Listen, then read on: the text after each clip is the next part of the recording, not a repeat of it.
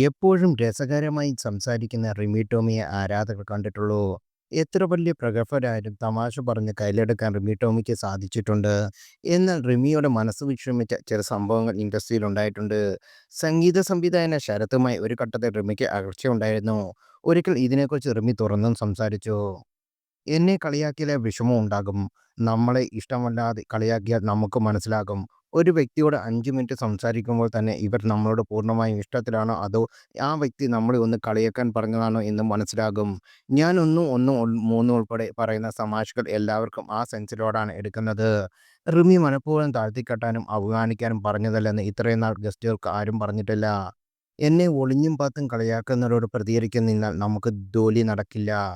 താനും ശരത്തും തമ്മിൽ പിണക്കമുണ്ടോയെന്ന് അന്ന് റിമി ടോമി തുറന്നു പറഞ്ഞു. പിണക്കമുണ്ടെങ്കിലും പപ്പ മരിച്ച സമയത്ത് അദ്ദേഹം വന്ന് വിളിച്ചു. എനിക്ക് അദ്ദേഹത്തെ ഒരു ദേഷ്യവുമില്ല. പി. ജയചന്ദ്രൻ സാറും ശരത് സാറുമെല്ലാം ഒരു റിയാലിറ്റി ഷോ എന്നെ ആ ചാനലിൽ നിന്ന് വിളിച്ച് ഞാനും അതിൽ ജഡ്ജായിരുന്നു. അന്നാണ് എനിക്ക് പുള്ളിയുടെ അടുത്ത് നിന്ന് ബുദ്ധിമുട്ട് തോന്നിയത്. 4 ദിവസം ഷൂട്ടിംഗ് പോയിട്ട് ഞാൻ 2 ദിവസം കഴിഞ്ഞ് ഞാൻ ഇറങ്ങിപ്പോന്നു. ശരത്തേട്ടൻ എൻ്റെ തമാശ രീതിയും ഒന്നാ പോലെയാണോ? ഞാൻ അത്രയും ക്രൂരമായി പറയുമോ എന്ന് എനിക്ക് സംശയമാണ്. അത് പിള്ളേരുടെ അടുത്താണെങ്കിലും ശരത്തേട്ടനൊപ്പം കൂടെയുള്ള ജഡ്ജസിന്റെ പെരുമാറ്റം മോശമായിരുന്നുവെന്നും റിമി അന്ന് പറഞ്ഞു. പി. ജയചന്ദ്രൻ സാറെ ഒരിക്കലും ഞാൻ പറയില്ല. അദ്ദേഹം ഇങ്ങനെ ഒന്നും എന്നോട് സംസാരിച്ചിട്ടില്ല. അവരേക്കാൾ വിവരം കുറഞ്ഞ ഒരാൾ ജഡ്ജായി ഇരിക്കുന്നതിന്റെ ബുദ്ധിമുട്ടാണെന്നും റിമി ടോമി അന്ന് പറഞ്ഞു. ശരത്തേട്ടനെക്കുറിച്ച് ഞാൻ മോശമായി പറഞ്ഞില്ല.